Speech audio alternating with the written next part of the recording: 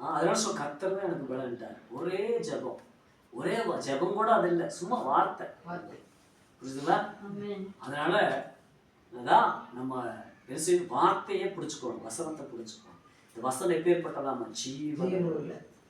இந்த வசனம் வந்து எப்படியாவது உங்களை தோக்கடிக்காது, வெற்றிக்கு மேல வெற்றி கொடுக்கும். இந்த வசனத்தை நீங்க அப்படி கனமா நினைக்கணும், மதிப்பா நினைக்கணும். அல்லேலூயா. அதெல்லாம் சொல்றாரு. அவர் என்ன சொல்றாருங்க? அவர் வந்து நீதியின் பாதை நடத்துகிறார். அல்லேலூயா. ஏன்னா நம்ம ஆண்டவர் நீதியின் ஆண்டவர். அல்லேலூயா. பொய் பேசாத ஆண்டவர், தில்லுமுள்ளு பண்ணாத ஆண்டவர். சரிங்களா? பாவத்தை பார்க்க மாட்டாத சுத்த கண்ணவர், பரிசுத்தமானவர். குறுக்கு வழியில போய் நம்மளை வெற்றி பெறக்கு சொல்லிக் கொடுக்க மாட்டார், நேர் வழியில போய் வெற்றி. அதனால பாருங்க, தாவீது கோலியத்தை ஜெயிக்கிறதுக்கு ஆண்டவர் நேரான வழியில கூட்டிட்டு போறாரு. அல்லேலூயா.